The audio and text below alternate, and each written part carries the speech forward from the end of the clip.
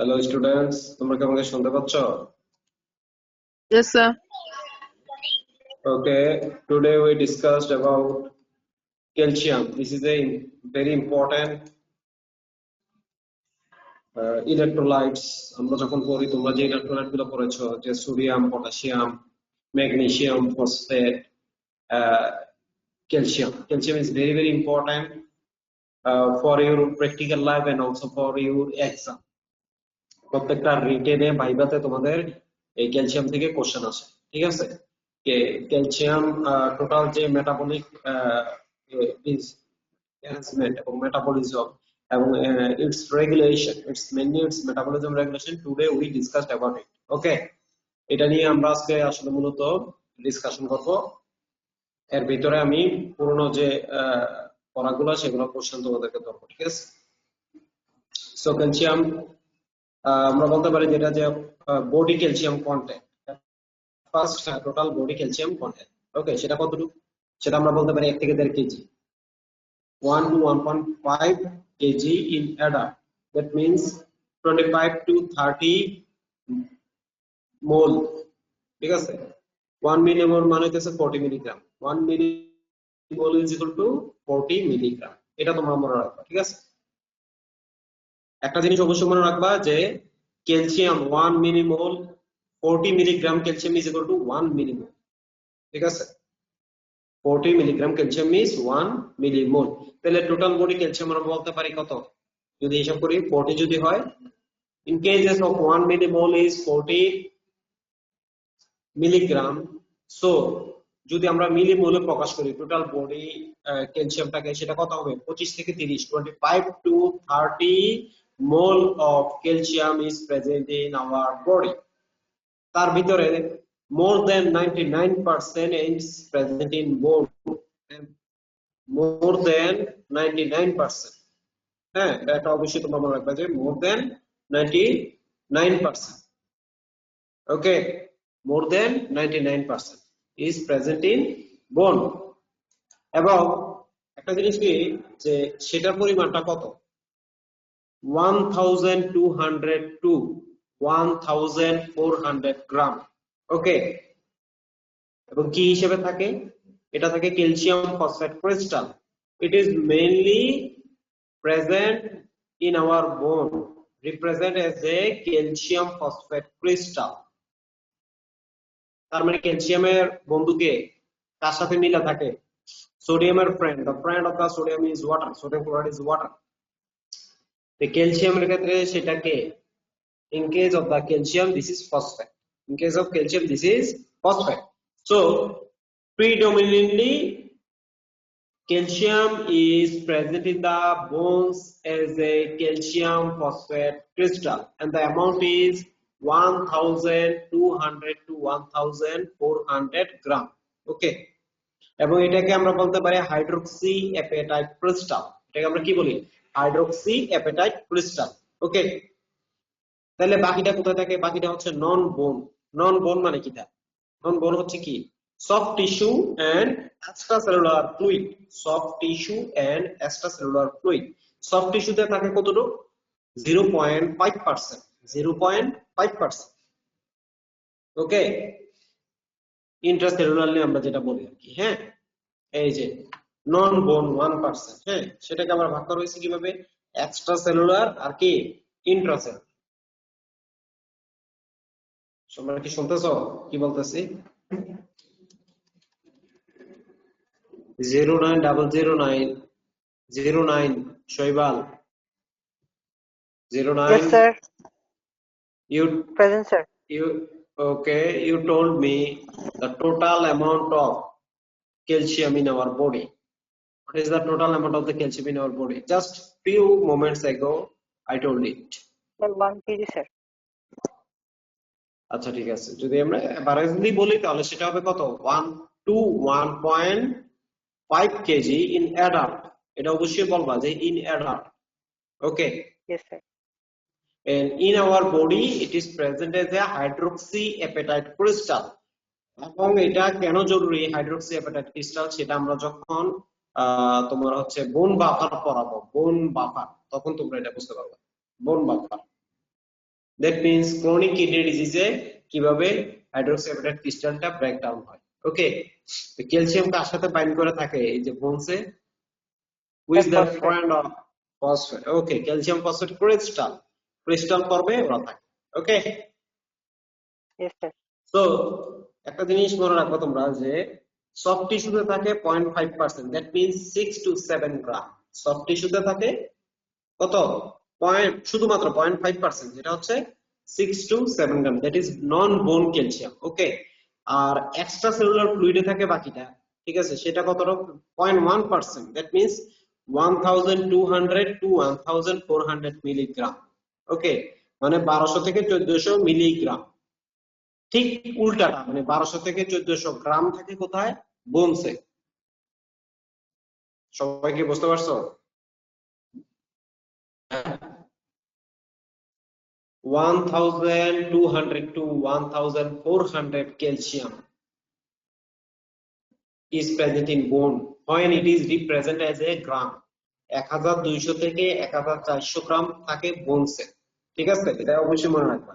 আর extra cellular ফ্লুইডে থাকে 1200 থেকে 1400 মিলিগ্রাম। 1200 to 1400 milligram. মনে রাখবে কিন্তু মিলিগ্রাম গ্রাম হিউজ ডিফারেন্স। 1000 মিলিগ্রামে 1 গ্রাম, ঠিক আছে। So this extracellular calcium will represent blood stream and interstitial fluid, and into the intracellular fluid. আমাদের বডিতে আমরা যখন ইনভেস্টিগেশন করি টোটাল ক্যালসিয়াম বা সেরাম ক্যালসিয়াম, আমরা আসলে কি দেখি? দিস এক্সট্রাসেলুলার ফ্লুইড ক্যালসিয়ামটা দেখি। বাকি যেটা ক্যালসিয়াম সেটা কোথায় থাকে? বোনসে থাকে। And in the bones the calcium is present as a crystalline form, that is 99%।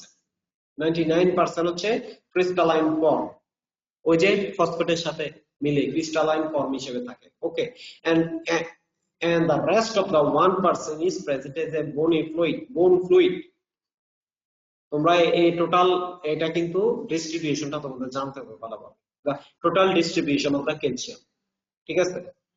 99% is the bone and 1% is the non-bone, and in this 99% the bony calcium, 99% is the crystalline form as a combination with phosphate, and another 1% is the bony fluid।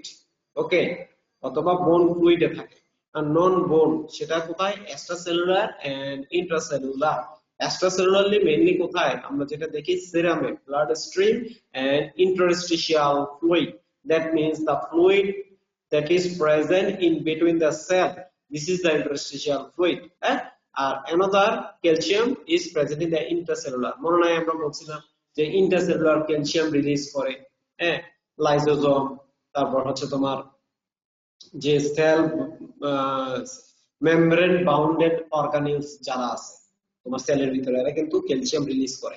Endoplasmic reticulum এরা calcium release করে। তার মানে intercellular calcium থাকে। এই ডিস্ট্রিবিউশনটা খুব ভালোভাবে জানতে হবে। কথা কি বলছে বুঝতে পারছো তো? এটাই হচ্ছে কি ডিস্ট্রিবিউশন অফ ক্যালসিয়াম।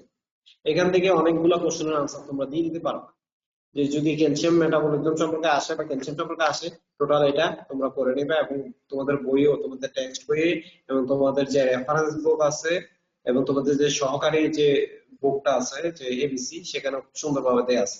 সেখান থেকে এটা তোমরা এটা ঠাটাই মুখস্থ করে নেবে। ঠাটাই মুখস্থ বুঝুনি, ঠাটা ঠাটা ঠাটা মুখস্থ, ঠিক আছে। ঝাড়া মুখস্থ থাকতে হবে, এটা সবসময় কাজে লাগে।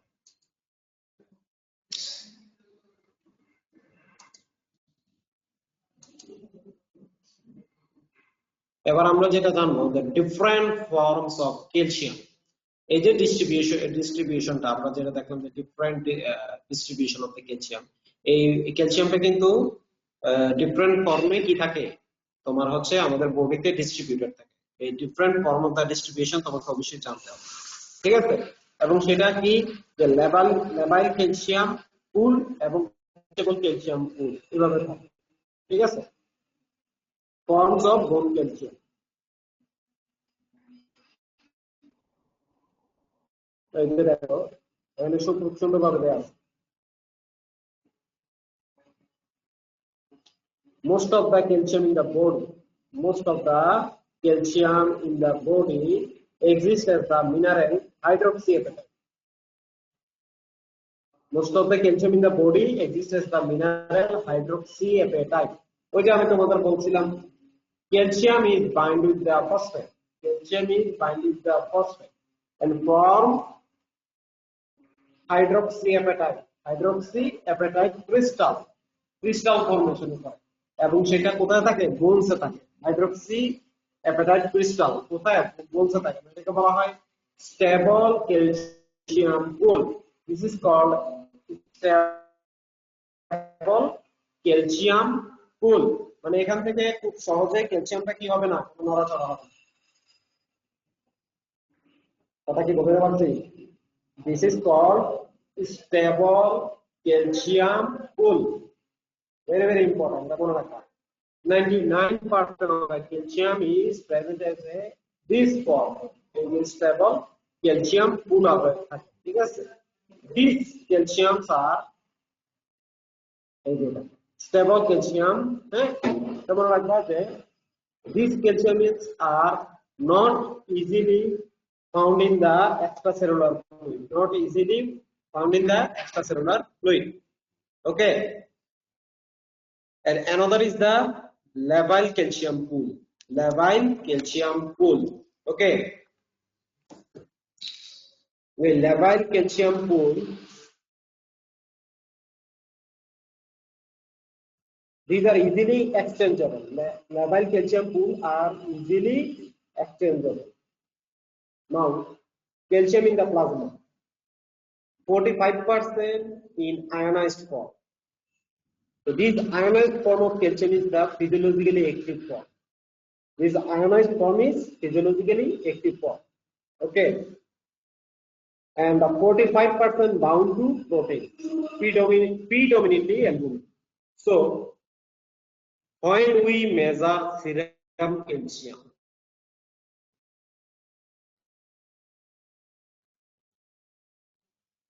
these are the ionized form of the calcium.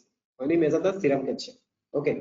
But when we measure the total calcium, that means the 45% calcium that will bind with the albumin, 45% calcium bind with the albumin, we also measure it. So when we do a investigation of calcium, we advise the patient to do serum total calcium. Serum total calcium. Okay. Serum total calcium টা আমরা করতে পারবো রোগীদেরকে, ঠিক আছে? 45% in ionized form and 45% bound to proteins, predominantly albumin. এই জিনিসটা কিন্তু তোমাদের মাথায় রাখতে হবে। ওকে।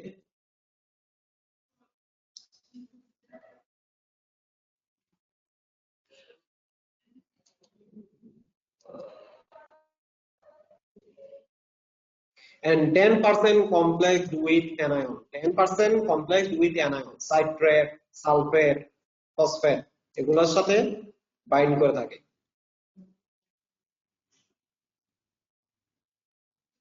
So this different form of calcium in the plasma, you have know the distribution and also know about the how they are present in plasma. Okay.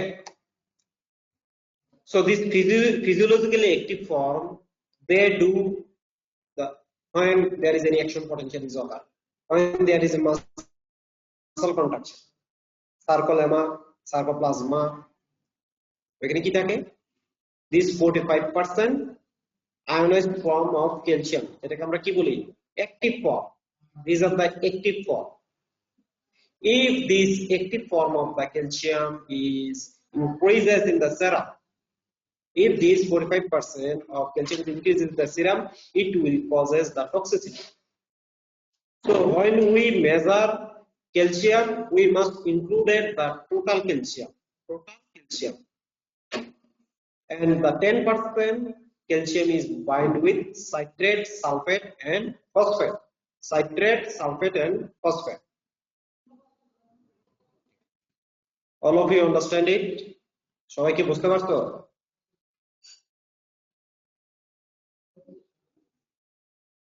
কোনো শব্দ নাই, আওয়াজ নাই।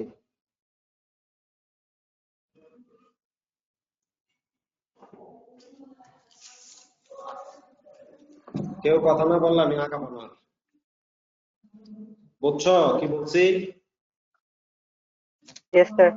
জি স্যার। আওয়াজ করো না, গলা দিয়ে নাস্তা করো নাই সকালবেলা? নাকি ঘুমায় আছে কেন কাঁথার নিচে? বৃষ্টি হইতেছে আজকে। এইভাবে হবে না মেডিকেল সায়েন্সের পড়াশোনা। দেখবো তো তোমাদের পরীক্ষা হবে, এই যে ফার্স্ট টপ হচ্ছে সামনে জানুয়ারিতে, এই ব্যাচের পরীক্ষা হবে, তারপরে তোমাদের ভাইবো না যে একদম রেগুলার এই সময় পরীক্ষা হয়ে যাবে, ঠিক আছে? সো ল্যাবাইল ক্যালসিয়াম, সো ল্যাবাইল ক্যালসিয়াম পুল এবং স্টেবল ক্যালসিয়াম পুল খুবই ইম্পর্টেন্ট। ল্যাবাইল ক্যালসিয়াম পুলটা হচ্ছে যেটা হচ্ছে ক্যালসিয়াম বাফার হিসেবে কাজ করে। এটি act age a calcium buffer and they are loosely bound to bone. It is readily exchangeable and reversible deposition and rich solubility. That means আমরা যেটা ল্যাবাইল ক্যালসিয়াম পুল বলবো সেটা খুব দ্রুত কি হতে পারে, এক্সচেঞ্জেবল হতে পারে, ঠিক আছে? Because of its easy immediately deposit in the labile calcium pool of the bone and in hypocalcemia from the labile calcium pool of the bone immediately released to the plasma. যেহেতু কোনো কারণে যদি কোনো পেশেন্টের হাইপোক্যালসিমিয়া হয়, if any patient is suffer for hypocalcemia, the calcium can easily come to the the calcium is easily came to the plasma from this labile pool. এই জিনিসটা তোমরা বই থেকে পড়বা, খুব সুন্দরভাবে দেয়া আছে ল্যাবাইল ক্যালসিয়াম পুল। যখন কোনো কারণে আমাদের বডিতে ক্যালসিয়াম কমে যায়, এই ল্যাবাইল পুল থেকে ক্যালসিয়াম কোথায় চলে আসে, এক্সট্রাসেলুলার ফ্লুইডে চলে আসে। So therefore labile calcium pool in the bone act as a calcium buffer to maintain serum calcium. If the calcium level of the serum is excess or deficiency or lack of calcium is occur, কোনো কারণে যদি hyper calcaemia বা hypocalcaemia হয়, তখন কোথা থেকে ক্যালসিয়ামটা আসে আমাদের বডিতে? From labile calcium pool the calcium is come. Now the stable calcium pool, যেটা আমরা বলছিলাম যে 99% of the bone calcium is the stable calcium pool and they are slowly exchangeable calcium. তখনই তোমাকে যে ডিফারেন্সটা পরীক্ষায় বলা হবে, আচ্ছা ঠিক আছে তাহলে তুমি বলো যে what are the difference between labile calcium pool and stable calcium pool, এই দুইটার ভিতরে বেসিক ডিফারেন্সটা কি? তখন তোমরা বলে দিবে যে sir from labile calcium pool the calciums are readily or very rapidly exchangeable, but from the stable মানে কি? স্থায়িত্ব, that is স্থায়ী, সহজে বের হয় না, স্থায়ী। But from the stable calcium pool calcium is very slowly exchangeable, খুব আস্তে আস্তে এটা exchangeable হয়। বুঝতে পারছো? আমরা যেটা বললাম যে form of the calcium, ionised form অনেক জায়গায় আছে 50%, তোমরা এটা 50% ও বলতে পারো। 50% is present in the ionized form that are the physiologically active form. 50% physiologically active form, okay? এবং প্রোটিন বাউন্ড উইথ ক্যালসিয়াম 45%, হ্যাঁ, যেটা আমরা বলি মেইনলি অ্যালবুমিন। তখন তোমার কোশ্চেন করা হবে আচ্ছা কোন প্রোটিন, কথাটা কি বলছি বুঝতে পারছো? যখন তুমি বলবা যে protein bounded, calcium bounded with the protein, তখন তোমাকে নেক্সট কোশ্চেন করবে আচ্ছা কোন প্রোটিনের সাথে এটা বাইন্ড করে থাকে। তোমরা ফিজিওলজি পড়ছিলে যে function of the plasma protein, সেখানে সুন্দরভাবে তোমরা বলে দেবে যে অ্যালবুমিনের সাথে কি বাইন্ড করে থাকে। কথা কি বুঝতে পারছি? জি sir. Yes, sir. Good.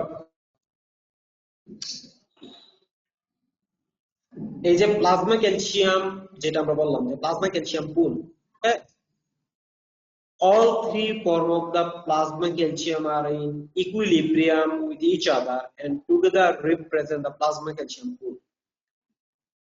It is only the free calcium which is biologically active and hormonally controlled.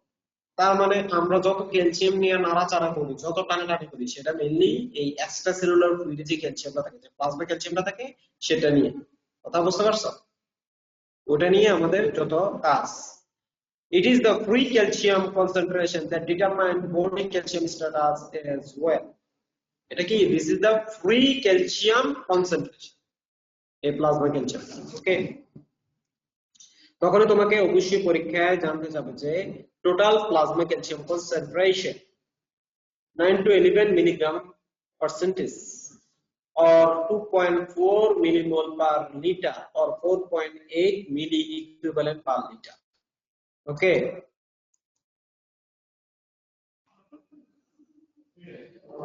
এই যে তোমাদের বলছিলাম যে both total calcium and ionized calcium measurements are available in many laboratories.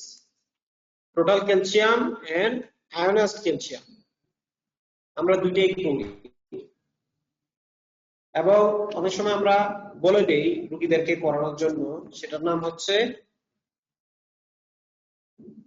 adjusted plasma total calcium. Adjusted plasma total calcium. Adjusted. Understand?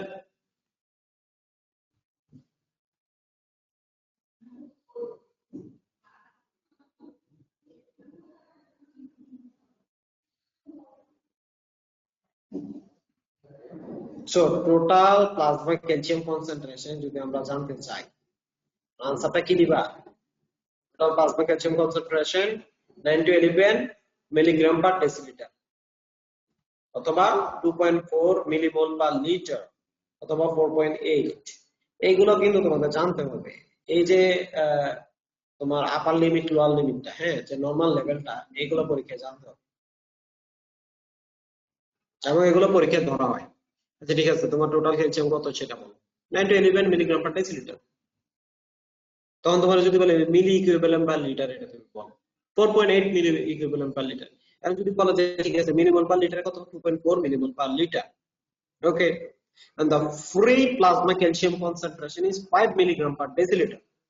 Free plasma calcium আমরা যেটা বললাম এটা total calcium, যেটা অ্যালবুমিনের সাথে সব বাইন্ড করে থাকে। আর যদি বলো ফ্রি, সেটা কত 1.2 মিলিমোল পার লিটার আর 2.4 milli equivalent per litre.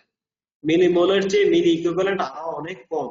So যেটা 1.2 মিলিমোল পার লিটার, সেটা মিলি ইকুইভ্যালেন্ট পার লিটারে কত হবে? 2.4 মিলি ইকুইভ্যালেন্ট পার লিটার। আর milligram per decilitre 5 milligram per decilitre. Okay, জি স্যার।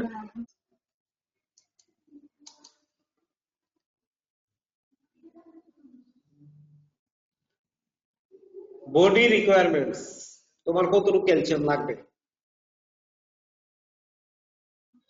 খাও নাকি সবাই প্রতিদিন ক্যালসিয়াম যে পরিমাণ দরকার?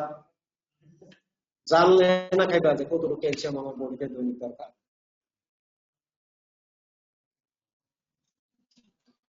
Body requirements